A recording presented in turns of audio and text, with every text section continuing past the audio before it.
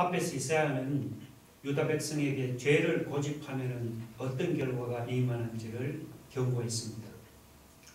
사람이 계속해서 죄를 고집하면 황폐와 파멸을 당하고 자기가 기대했던 것들이 전부 다 무너지고 맙니다. 그래도 계속해서 죄를 고집합니까?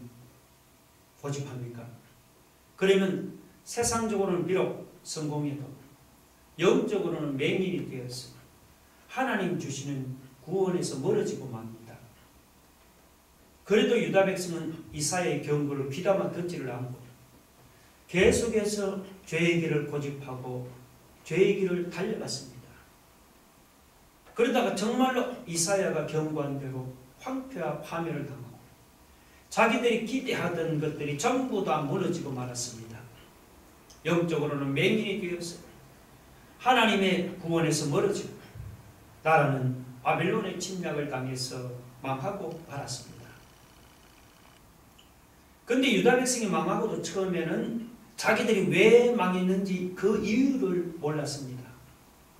그저 황당할 뿐이었습니다. 그런데 곰곰이 생각해 보니 하나님께 문제가 있는 것이 아니고 자기들에게 문제가 있어서 망한 것입니다. 자기들이 부르짖는 것을 하나님이 안 들어서 망한 것이 아닙니다. 자기들이 바로 하나님 앞에서 죄를 범해서 망한 것입니다. 유다 백성의 나라가 망하고 바벨론에 사로잡혀 갔어야 비로소 그 사실을 깨달았습니다. 오늘 본문 12절로 15절은 유다 백성이 그 사실을 깨닫고 하나님 앞에서 자기 죄를 회개하는 것입니다. 오늘 이 시간은 유다 백성의 회개를 통해서 진정한 회개가 어떤 것인지 알아보고자 합니다. 진정한 회개는 첫 번째, 자기가 죄인이라는 사실이 깨달아져야 합니다. 12절 한번 봅시다. 이는 우리의 허물이 주의 앞에 심히 많으며 우리의 죄가 우리를 쳐서 정하오니 이는 우리의 허물이 우리와 함께 있음이라 우리의 죄악을 우리가 아나이다. 이것은 유다 백성이 나중에 나라가 망한 후에 자기들이 죄인이라는 사실을 깨닫고 인정하는 것입니다. 유다 백성이 나라가 망하기 전에는 자기들이 죄인인 줄을 알지 못했습니다. 그때는 말로는 죄인이라고 했지만 실제로는 자기들의 죄가 보이지를 않았습니다. 죄에 대해서 양심의 가책이나 죄의식도 느끼지를 못했습니다. 머리로는 죄인이라는 사실을 아는데 실제로는 죄인이라는 사실이 깨달아지지가 않았습니다. 그러다가 나중에 나라가 망하고 바벨론에 사로잡혀 갔어야 그제야 자기들이 죄인이라는 사실을 깨닫고 인정했습니다. 여러분은 어떻습니까? 여러분은 여러분의 죄가 정말로 깨달아집니까? 말로는 죄인이라고 하지만 혹시 속으로는 나는 아니야. 그래도 내게는 남들과 달리 선한 데가 있어. 이렇게 생각합니까? 그러면 회개가 나오지를 않습니다. 여러분 생각해 보세요. 내가 죄인이라는 사실을 인정하지 않는데 어떻게 회개가 나올 수가 있겠습니까? 말이 안 됩니다. 내 안에서 정말 회개가 나오기를 원합니까? 그러면 말로만 죄인이라고 고백해서는 안 됩니다. 머리로만 알고 있었어도 안 됩니다. 내가 죄인이라는 사실이 철저하게 깨달아져야 합니다. 그래야 비로소 내 안에서 가슴을 찢는 진정한 회개가 나옵니다. 그러나 내가 죄인이라는 사실을 깨달았다고 회개가 다 된 것은 아닙니다. 내가 죄인이라는 사실을 깨닫는 것은 회개의 출발점에 불과합니다. 내가 죄인이라는 사실을 깨달았다면 내가 범한 죄목 하나하나를 숨기지를 말고 하나님 앞에 가지고 나와서 낱낱이 고백하고 드러내야 합니다. 그래야 진정한 회개가 이루어지는 것입니다. 오늘 본문을 보시면은 유다 백성이 그랬습니다. 유다 백성의 12절에서 자기들이 죄인이라는 사실을 깨닫고 인정을 했습니다. 그러나 그것으로 끝난 것이 아니었습니다. 그 밑에 13절 이하를 보면 그들은 하나님을 배반하고 속인 것을 하나님 앞에 내놓았습니다. 정의와 공의를 생각하지 않고 포악과 패역과 거짓말을 한 것도 내놓았습니다. 자기들의 이익을 위해서 성실과 정직을 버리고 악한 길로 달려간 것도 숨기지를 않고 하나님 앞에 다 내놓았습니다. 이렇게 하는 것이 진정한 회개입니다. 내가 죄인이라는 사실을 깨닫고 그냥 잠시 슬퍼하다가 그냥 아무 일도 없었다는 듯이 지나가 버립니까? 그것은 회개하는 흉내만 내는 것이지 진정한 회개는 아닙니다. 정말 내가 죄인이라는 사실을 깨달았다면 내가 범한 죄목 하나하나를 숨기지를 말고 하나님 앞에 고백하고 다 내놓아야 합니다.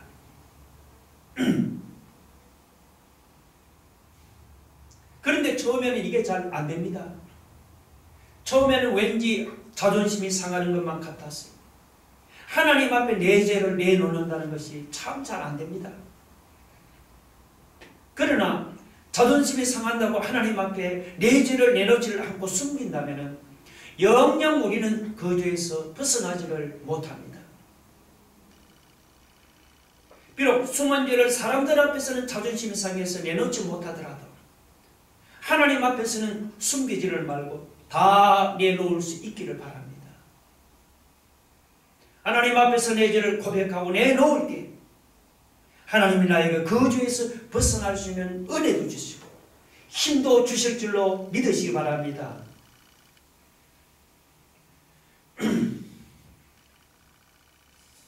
늦었다고 생각할 때가 가장 빠르다는 말이 있습니다.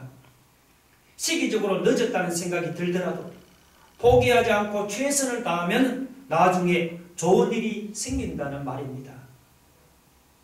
오랫동안 노력하는데도 결과가 나타나지 않는 사람에게는 언제 들어도 좋은 말입니다. 그래서 이 말을 인생의 좌우명으로 가지고 살아가는 사람들이 주변에 들어 있습니다. 그런데 솔직히 세상 일은 늦었다고 생각할 때가 가장 빠른지 잘 모르겠습니다. 빠르게 변화하는 세상에서 빨리 대처하면 늦게 대처할 때보다 좋은 결과를 얻지 않겠습니까?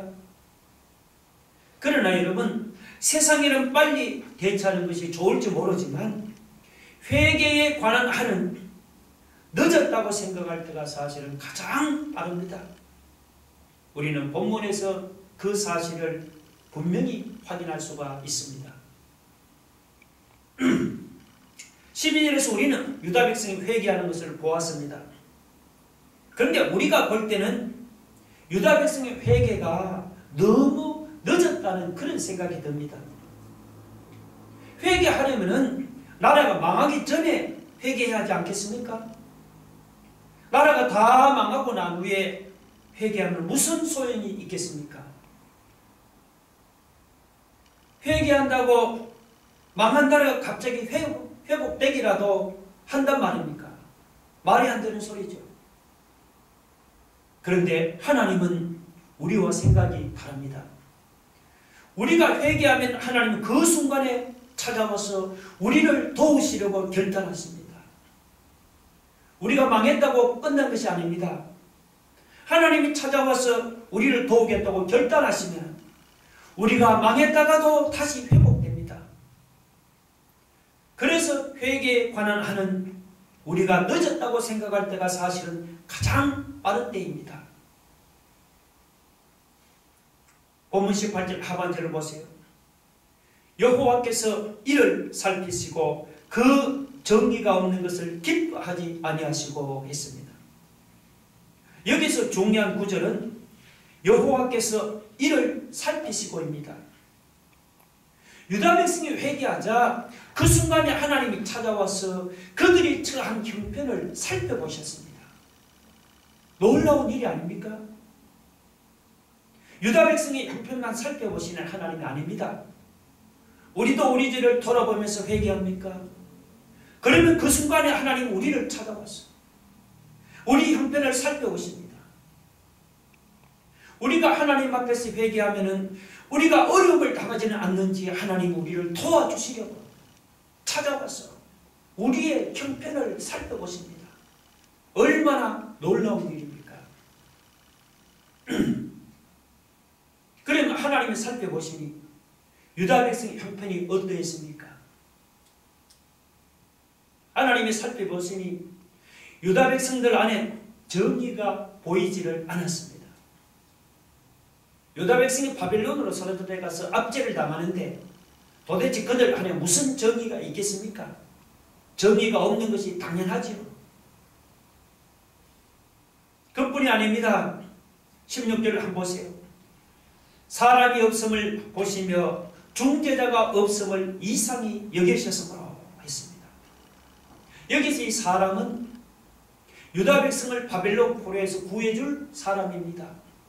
중재자는 말 그대로지요. 하나님과 유다 백성 사이에서 그들을 도와주는 중재자로 세운 사람입니다. 그런데 하나님이 살펴보시니 유다 백성을 바벨론 포로에서 구원해줄 사람이 한 사람도 없었습니다.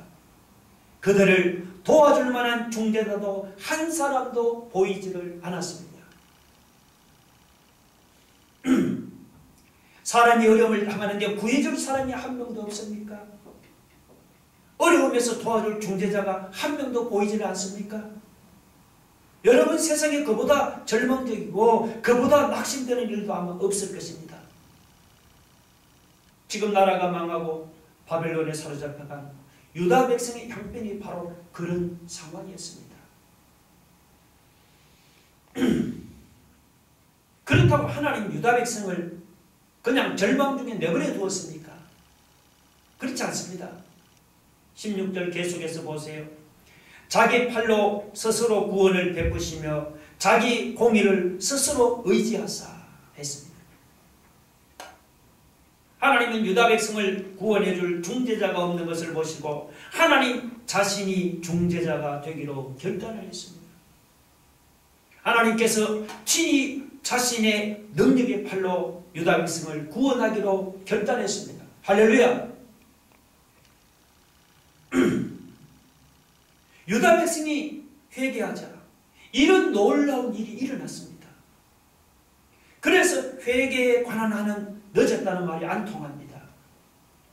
오늘 우리 중에도 나는 망했다고 생각하는 사람이 있습니까?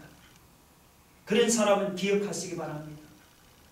하나님이 끝났다고 말씀하기 전에는 내가 망했다고 끝난 것이 아닙니다.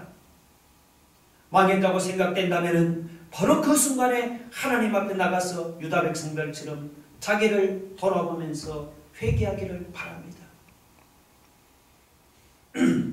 우리가 하나님 앞에 나가서 회개하면 그 순간에 하나님이 우리를 찾아오셨어요. 우리를 도우시려고 우리의 형편을 살펴보십니다. 우리 주변에 우리를 구원해 줄 만한 중재자가 보이지 않는다고 낙심할 것이 아닙니다.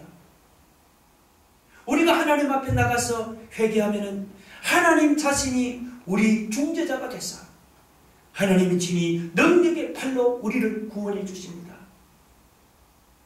우리가 회개하면 망했다고도 다시 회복되는 놀라운 역사가 여러분 일어납니다. 믿으시면 아멘 하시기 바랍니다.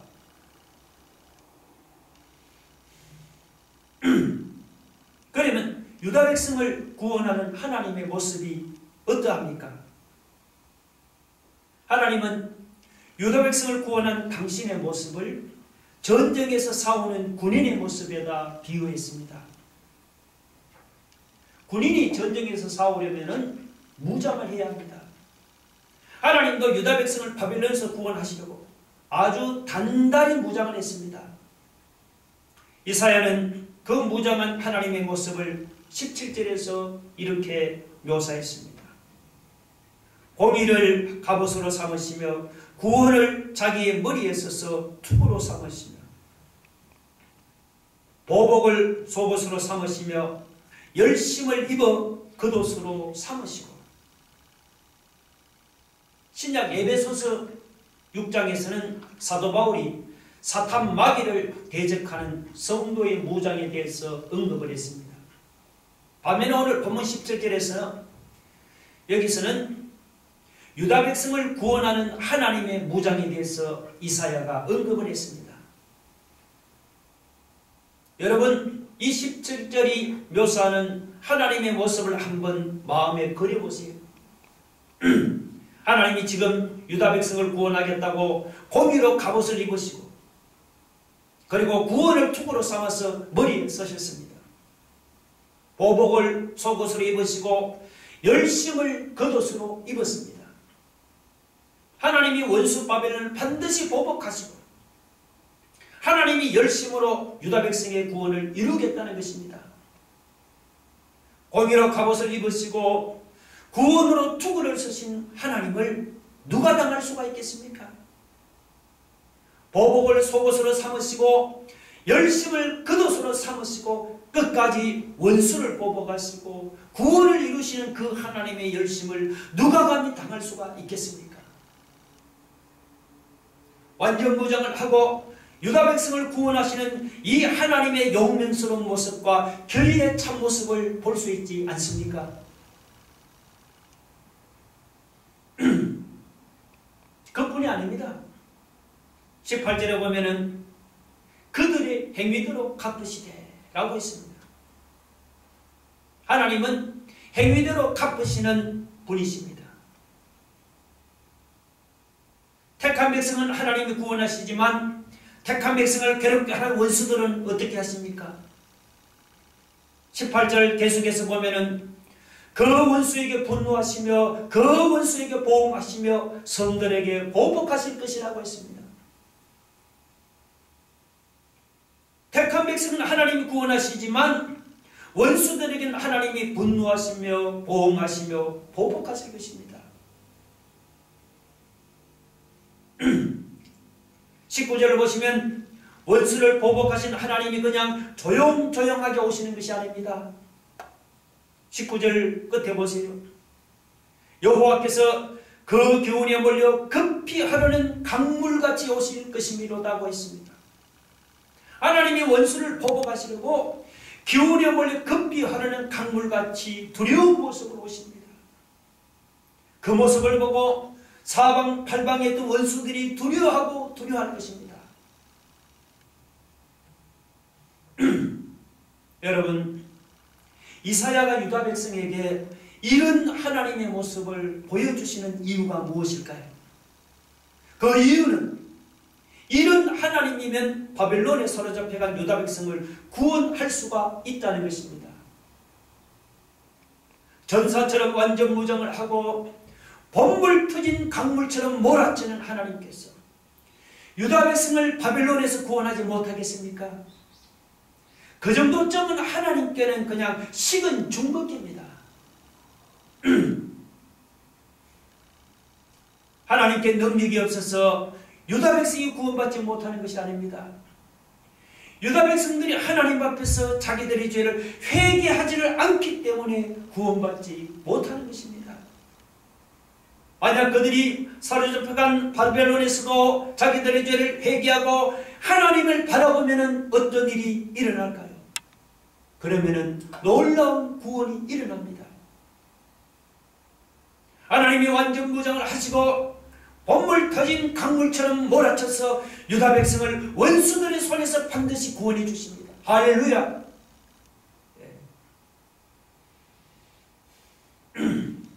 여러분, 이것은 유다 백성에게만 주시는 말씀이 아닙니다. 이것은 오늘 우리에게도 주시는 하나님의 말씀입니다. 나라가 망하고 바벨론에 사로잡혀간 유다 백성처럼 오늘 우리 중에도 하는 일이 망해서 어려움을 당하는 분이 있습니까? 왜 없겠습니까?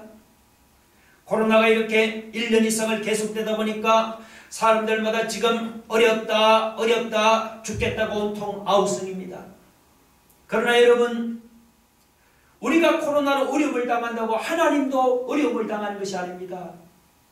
우리가 코로나로 죽는다고 하나님도 죽는 것이 아닙니다. 하나님이 완전무장을 하시고 본물 터진 강물처럼 몰아치면 어떻게 됩니까? 그러면은 망하다가도 다시 회복되고 죽다가도 다시 살아나는 놀라운 구원이 우리에게도 일어납니다. 문제는 하나님께 있는 게 아니고 바로 우리에게 있습니다. 우리가 어려움을 당하면서도 하나님 앞에 회개하지를 않으므로 구원하는 하나님의 능력이 나타나지를 않습니다. 여러분, 지금은 남을 탓하고 불평하고 원망할 때가 아닙니다. 지금은 우리의 죄를 돌아보면서 하나님 앞에서 회개할 때입니다. 주님, 우리의 허물이 주님 앞에 심히 많습니다. 주님, 우리의 죄가 우리를 쳐서 우리가 죄인이라고 정언합니다. 주님, 우리의 허물이 우리와 함께 있어서 우리가 도망을 가려고 해도 도망을 갈 수가 없습니다. 우리 모두 하나님 앞에서 우리의 죄를 돌아보면서 회개합시다. 우리가 회개하고 하나님을 바라보면 하나님이 완전 무정을 하시고 우리를 도와주십니다. 하나님께서 우리를 돕겠다고 그냥 본물 터진 강물처럼 밀어닥칩니다. 우리가 회개하고 하나님을 바라보면 하나님의 놀라운 구원이 우리 앞에도 일어날 줄로 믿으시기 바랍니다.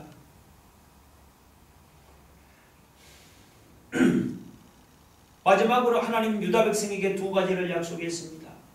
첫째 약속은 하나님이 시온에 임하사 유다 백성을 구원하신다는 것입니다. 여러분 20절을 보세요. 여호와의 말씀이니라 구속자가 시온에 임하며 야곱의 자손 가운데서 죄과를 떠나는 자들에게 임하리라고 했습니다. 여기서 이 구속자는 하나님을 가르치고 시온은 예루살렘을 가르칩니다. 유다 백성들이 바벨론으로 잡혀갔다고 하나님은 그들을 절대로 버리지를 않으십니다.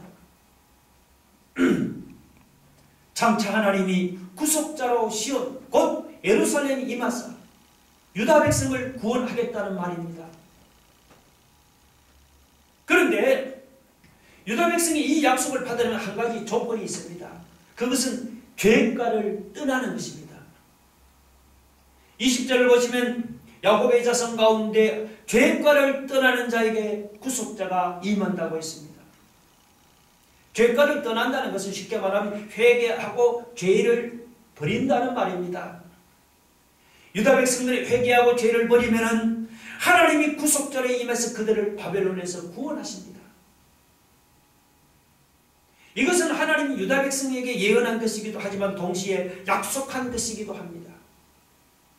유다 백성들이 만약 그들의 죄를 회개하고 죄과를 버리면 하나님이 구속자로 그들에게 임하사 바벨론에서 그들을 반드시 구원해 주겠다고 약속한 것입니다. 그런데 이것은 하나님이 유다 백성에게만 약속한 것이 아닙니다. 이것은 하나님이 오늘 우리에게도 약속한 것입니다. 우리가 만약 회개하고 죄까지 떠나면 하나님이 어떻게 한다는 말입니까?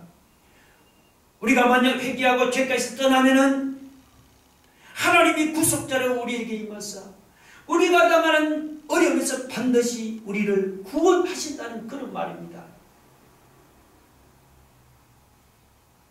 여러분은 지금 어떤 어려움을 당하고 있습니까? 코로나로 경제적으로나 물질적으로 어려움을 당하고 있습니까? 그렇다고 내가 당하는 어려움만 바라보고 불평하거나 원망하지 맙시다.